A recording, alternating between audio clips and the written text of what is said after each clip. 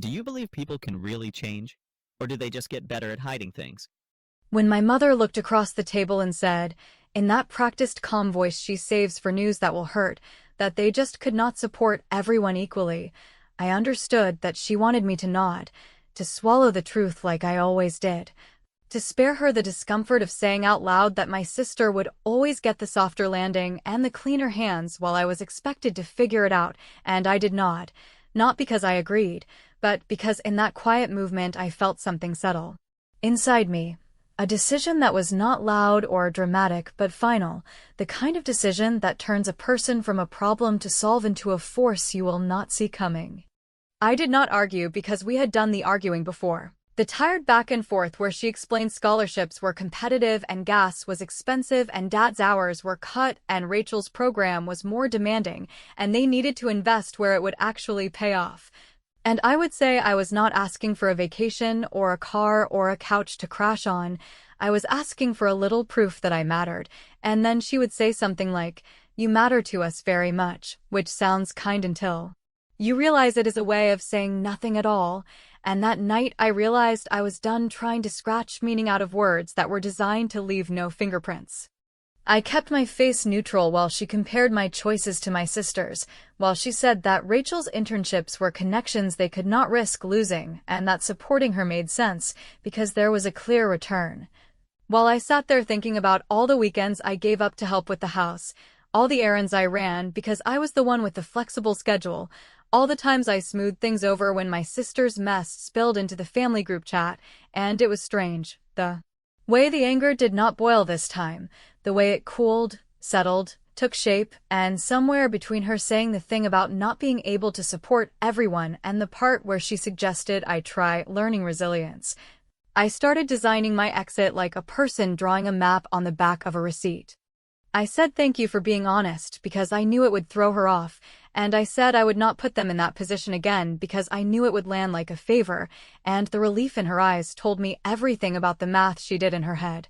The one where I was a cost center she could finally close, and before she could pivot to a hug or an apology she would not mean, I stood, stacked my plate, and told her I had an early morning, which was true enough because the morning after you decide to stop waiting for someone to pick you is always early, always urgent, always yours.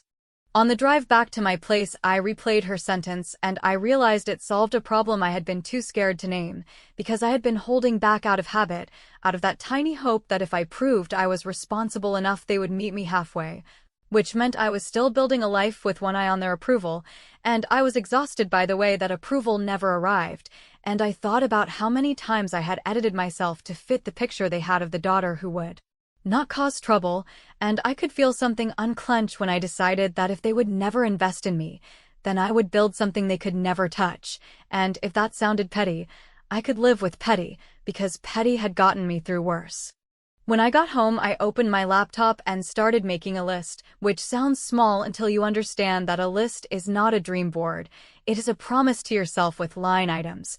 And I wrote down every expense I could cut that was about convenience for someone else dressed up as duty, and I wrote down the steps I needed to take to change the address on every document they still had access to. And I wrote down the contacts I would need to build a client list for the tutoring I had been doing. Off and on, and I wrote down the skills I had that nobody in my family respected because they did not come with a shiny credential, and then I gave those skills prices, and I looked at the total and felt something like energy instead of shame.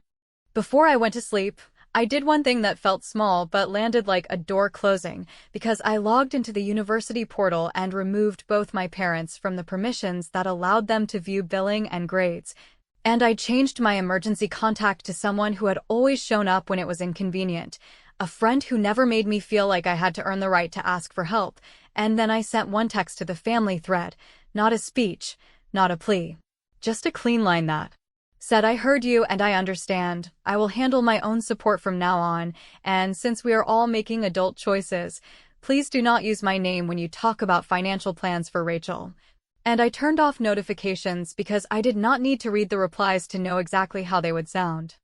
And because I am not a saint and this is not a sermon, I allowed myself one neat slice of payback that did not require a scene or a confrontation. Because the next morning I walked into the bank where the family phone plan lived under my name because it had started as a student discount in my freshman year, and I moved the account out of my name and into a standalone plan I paid for by myself. Which meant the next bill would no longer route through me, and the next late fee would no longer quietly become my problem. And when the clerk asked if I wanted to send the new account holder a notice, I said yes and typed my mother's email with hands that did not shake, and as I stepped outside and the email whooshed into her inbox,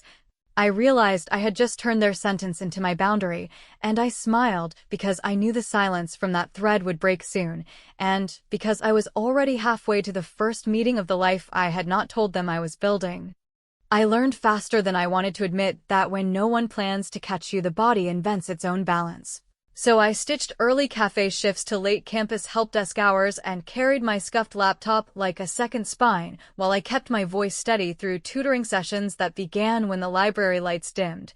Because this was not a season for performing grit for people who would clap and forget, but a private agreement with myself that I would build something that answered to me, instead of to a parent's spreadsheet or a sister's schedule. I cut costs without narrating them for applause, since I had wasted enough breath performing hardship for people who converted pity into judgment. So I moved into a small room with a working lock and a landlord who minded his business. Learned which store marked down produce near closing, canceled the subscriptions that nibbled at my card, and turned the minutes between bus stops into invoices and follow-ups, which looked like nothing on a feed yet did the one thing I needed more than praise by converting effort into cash and cash into space to make better choices. What began as a favor for a neighbor's anxious daughter became a pipeline once I understood that parents do not require magic so much as reassurance they can understand and results they can measure. So I wrote weekly check-ins in plain language instead of educational jargon, tracked progress in clean charts a grandparent could read without squinting, and listened for the fear underneath each student's mistakes before building sessions that disarmed that fear, which meant that while my resume still looked unimpressive to anyone collecting glossy credentials, the parent grapevine did what no resume ever did and carried my name from porch to porch until Saturdays were booked out months ahead.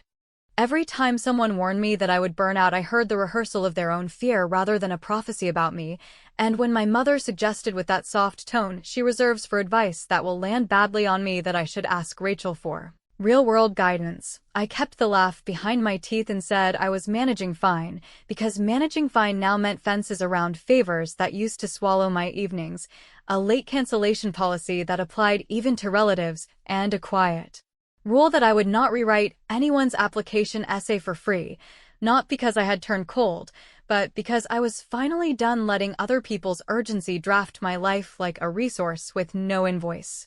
Validation arrived in small stubborn moments rather than trophies, like the night a student texted that she passed the exam she had failed twice and her mother cried on the porch because repeat fees would have cracked their budget. Or the afternoon an anxious father wrote that he slept through the night for the first time in years because his son brought home a paper stamped with praise instead of pity, and I sat there reading those messages understanding that I was done auditioning for my family's approval because I already had the only approval that ever mattered, which was the clear evidence that what I built worked for people who needed it. By the time Thanksgiving crept up, I had a simple website with a booking page that did not make me chase anyone, a calendar that respected my boundaries, and a checkout that sent receipts without drama. And I walked into my parents' house prepared to be civil and quiet, only to hear Rachel telling an aunt that my little tutoring thing was cute and would keep me busy until I got serious, which might have pierced me another year but now felt like a slow pitch I could read from the driveway, so I smiled, poured water, and waited. When the conversation made its familiar orbit around Rachel's internship abroad and the car our parents helped her choose for safety, someone finally asked what I was up to, and I gave the answer I had practiced, that I was working, studying, and building something of my own, then stopped talking because I had learned the difference between asserting and auditioning, and right on cue Rachel rolled her eyes and asked whether my students paid me in pizza slices, which earned the kind of chuckle people offer when they think they are choosing a side, and I let it wash past because the only thing left to do was the thing I had planned since I heard her voice from the kitchen. I took out a small stack of folded cards I had designed after midnight the week before, Nothing flashy, just my name, the company name, the site address, and one clean line about outcomes, and I told my aunt, whose grandson had been slipping, that I had 2 openings left for winter term, and that if she booked before next week I would lock the current rate and include an extra review session before finals, which is not a stunt so much as a boundary wrapped in an offer, and within minutes too. Other relatives asked for the link, deposits arrived on my phone, an uncle I barely speak to requested a consultation for his daughter, and the air in that kitchen shifted in that quiet way you can feel even when everyone stays polite. While Rachel went silent in the exact register she uses when she realizes the room no longer treats her as the default success story. For dessert, I delivered the kind of revenge I can defend to myself in the morning, because when the check arrived and the familiar debate began about who would cover which part, I thanked my parents for hosting and put my card down without ceremony. Not to perform independence, but to close the tab where I had been paying interest on other people's comfort, and when my mother protested that she did not want me stretching, I told her I had budgeted for it and was glad to treat, then watched Rachel discover that nobody at the table was asking for the internship story again because, for once, the topic was how quickly my booking page filled before coffee cooled. Back home, with the dinner thread muted and the apartment finally still, I opened my laptop to 3 new bookings from relatives who had never asked me a real question about my life at any holiday, and sitting above those confirmations like it had been waiting for the hour after dessert, a message from a curriculum coordinator at a nearby school who had heard about my program from a parent and wanted to talk about a pilot across several grades. And as I read it, I felt the same quiet decision I had felt at my mother's table. The one that sounded like a door clicking shut, and I hovered over reply knowing I was one call away from turning my little thing into something that would not ask my family for permission, only their attention. The message from the curriculum coordinator sat on my screen like a dare wrapped in courtesy, a short note sent late in the evening that said she had heard about my program from 2 parents who did not know each other, that she wondered whether I could come in the following week to talk about a small pilot, and that if the results were strong they might consider expanding. Which sounded modest on paper, but struck me as the first real invitation I had ever received that did not arrive with a lecture attached, so I took a deep breath, read it again, and began building the answer in the only way I trusted, by writing down what I could promise, what I would not pretend to promise, and what I would need from them so that if this grew I would not drown in my own yes. The meeting itself did not deliver a movie moment so much as a series of small tests that I decided to pass without showmanship, because the coordinator asked about evidence and I showed clean before and after snapshots for students whose parents allowed sharing. The principal asked about logistics and I walked through schedules that protected teacher time and family routines. The counselor asked about equity and I outlined sliding scales that did not treat help as charity, and when the business manager asked about liability and background checks, I did not flinch or complain that it was a lot for one person. I simply said that I would complete every requirement before I set foot in a classroom and that I would carry insurance that matched their standards, which earned a nod that looked small to an outsider but felt like a door clicking within reach. The first weeks of the pilot were messier than the tidy plan I had written in a late-night burst of confidence, with one classroom that changed schedules 3 times in 2 days, one student whose anger came out sideways and knocked the air out of the room, and one technology cart that refused to cooperate no matter how gently I spoke to it. Yet the work itself held, because I adjusted instead of defending my plan, traded a piece of software for paper when the network died, pulled a student into the hallway to tell her that I would not take the bait of disrespect, but I would sit with her until the frustration cooled, and ended every session with a simple summary emailed to the teacher and the parent so that I was never a mystery,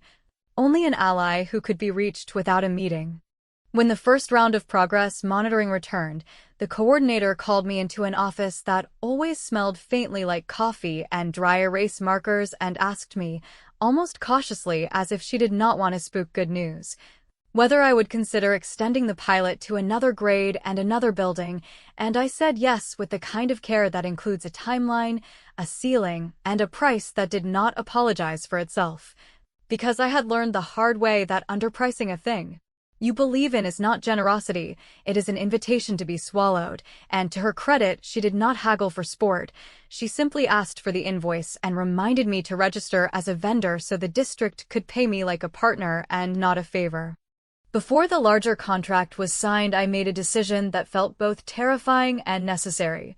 Because I walked into a strip mall office where people formed companies between lunch and pickup, and I filed the paperwork to make Taylor Learning Group official with my name on the line where ownership is declared without apology.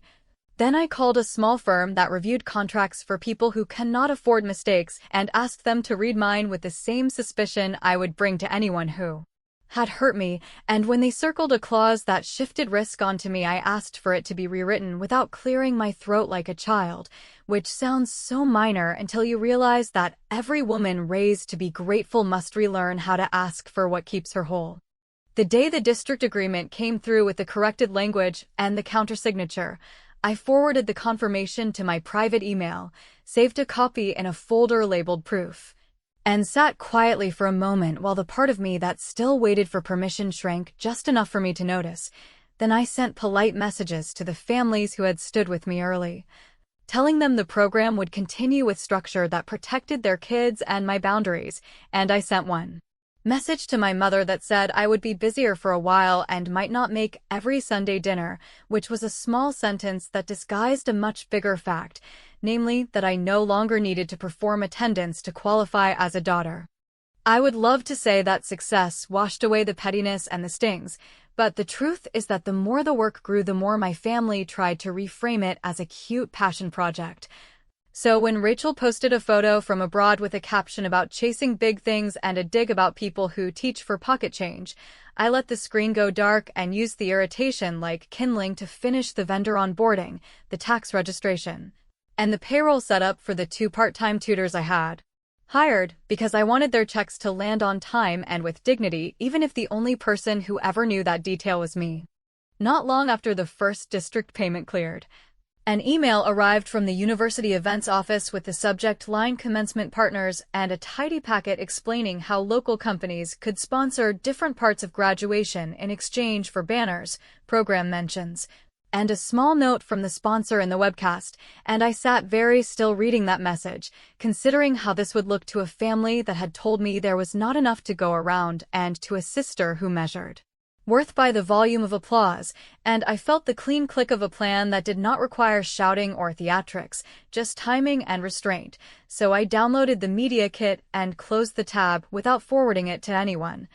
telling myself that the next move had to be quiet enough to look like fate when it landed.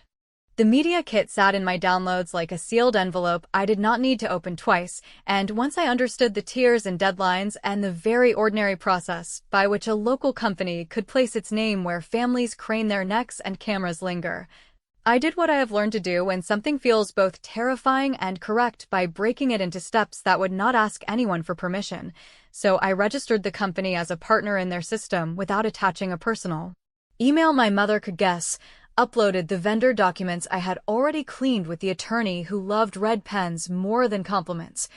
asked a single clarifying question about banner dimensions to confirm that the print would be large enough to live in photographs forever, and then closed the window because planning is a thrill but execution is the only language certain people in my life ever respected, even if they never said the words out loud. The quiet work of expansion continued in the daytime while the graduation plan lived in the margins, and if anyone wondered why I became more difficult to reach on Sunday afternoons, I let them wonder, because I had classes to schedule in 3 buildings, tutors to train in a way that kept their dignity intact and my standards high, and a district coordinator who needed clear updates that justified the pilot's growth without reading like an apology, which meant the days had a rhythm that no longer made room for emotional housekeeping on behalf of people who measured my worth in units of convenience. So when my mother texted that she hoped I would not forget to clap for Rachel's new opportunity abroad, I said I was happy for her and let the thread go dim. Not out of spite, but because every hour I gave to old performances was an hour I could not spend building something these same people would eventually pretend they had always believed in. At the sponsorship office, the manager walked me through the simple mechanics of payment and placement, and the line in the program where a sponsor could include a short message, and while his tone was cheerful in that generic event planner way, I treated every detail like a hinge that would decide exactly how the moment would land. So I asked about seating vouchers that came with the package and whether the sponsor could designate where they were used. I asked when the webcast message had to be submitted to be read clearly on air, and I asked about installation timing because I wanted to know the precise hour the fabric would rise across the stage, not so I could rush down there with a phone, but because there is a certain kind of breath you can take when you know that a thing is no longer theoretical and will exist in the physical world with or without your family's understanding. The money moved out of my company account on a quiet weekday morning while I answered emails from parents who used words like relief and finally and thank you in ways that reminded me why the work mattered even beyond the satisfaction of finally driving a point home. And when the receipt hit my inbox, I filed it in a folder named Proof and then wrote the program note that would sit under the sponsor name, a spare line that did not gloat yet refused to hide, something like dedicated to every student who was told that support must be rationed, and when I reread it I felt the sting and the balm in equal measure because it honored the kids without letting the story that shaped me off the hook. And I sent it before I could soften it to make anyone else more comfortable. At home, I drafted an internal list of who would receive the sponsor seating and decided that the seats would go not to the loudest relatives, but to the people who did the small unglamorous things that kept me upright. A mentor who read my early contract and refused to let me sign something that could bury me. The friend who brought soup and silence in the same bag when my schedule ate me. The student who asked if she could volunteer to help set up because the program made her feel capable for the first time, and while a part of me considered offering one seat to my mother to avoid accusations of cruelty, the larger part decided that a lesson delivered from a row back where she would have to read my name from the same angle as everyone else would land more honestly than any stage-side pass handed out like peace candy. The family narratives did what family narratives do and tried to reassert themselves by way of a dinner where my mother told a story about budgets and fairness that ended with a tidy bow around the word necessary. And when Rachel looked over her glass to ask whether I had decided what I would wear to commencement in a tone that translated to please do not embarrass us by making this about you, I told them that I had already made my decisions and would keep the day simple, which was true in the way a closed fist looks simple until you feel the power it holds, and I let the conversation drift to travel plans and weather, and all the detours people love when they are avoiding the only subject that matters. Namely, what happens when the person you discounted refuses to audition for your approval any longer. On the night before the ceremony, when the emails from the events office pinned the final schedule to the hour and the installation crew confirmed the banner would be raised at first light, I sent confirmation of attendance to the people who actually carried me. I taped a clean copy of the seating vouchers inside envelopes with their names, and I placed the program proof with my company name next to my keys like a talisman against backpedaling. Then I turned my phone face down when a text from my mother blinked across the screen saying, "Please remember this is a family event and keep it classy," because by then the plan was no longer a plan but a paid contract and a production schedule and a fabric rectangle that would be impossible to ignore. And I lay down knowing that the first thing they would see in the auditorium tomorrow would not be my dress or my hair or my posture, but the name they spent years pretending would never matter printed in letters big enough to make denial look ridiculous. I woke up before the alarm with that wired kind of calm that only shows up when a plan has already moved beyond the stage of hoping and into the stage of happening. And while I made coffee and checked the email from the events office confirming that the crew had raised the fabric at first light and that the program proofs had gone to print without edits, I felt no urge to send a single message to my family because there was nothing to negotiate anymore, only a scheduled moment that would meet them on its own terms, so I gathered the envelopes with the sponsor seating for the people who had carried me through the parts no one photographs. I slipped the copy of my short dedication into my bag as if I might need to read it to believe it. And I walked out the door knowing that whatever they expected to see today had already been replaced by what I decided they would see. When I reached the venue, the ushers were already directing families into long rows that swallowed conversations whole, and I saw my mother scanning for me with that practiced urgency she saves for days she imagines she can stage manage. While Rachel floated beside her narrating details nobody asked for, and my father trailed them with the expression of a man who plans to agree with the loudest person in the room, so I waved first to remove the accusation that I was hiding, hugged like a polite adult who has learned that civility can be a boundary, and steered them to seats with a clean view because I wanted no foggy excuses later. Then excused myself with a line about logistics and left them to the small talk that always blooms right before an institution tells you how proud it is of itself. The house lights dimmed just enough to hush the room, the welcome music ended, and the announcer with a perfectly neutral voice started the familiar liturgy about achievements and community and bright futures before pivoting to acknowledgments. And I experienced the strange sensation of watching my life become a sentence on a stage as the cloth across the back of the platform unfurled the exact way the manager had promised, steady and visible from every angle, while the words came into focus. For the people who had never bothered to ask what my company was called, and there it was in letters large enough to outlast denial, the name that did not need a last-minute apology attached to it. And as phones rose like a reflex, my sister's mouth formed a question she did not finish, my father blinked as if he had misread, and my mother did that thing she does when the story she tells herself snaps, which is to try to smile and then fail at it, and then, because the body knows before the mind admits it, she cried. The announcer read the sponsored dedication into the webcast microphone in the same tone he would use for any other brief note, yet hearing my lines spoken out loud where they could not reduce it to attitude or a phase landed like a verdict. Dedicated to every student who was told that support must be rationed, and the people in the 4 seats I had given to the ones who held me up, my mentor who loves red ink, my friend who brought soup and silence, the district coordinator who took a chance when all I had were outcomes and nerve, and the student who asked to volunteer because she finally liked the way school felt, reached for my hand in that simple way that says I see you, which steadied me more than any speech ever could.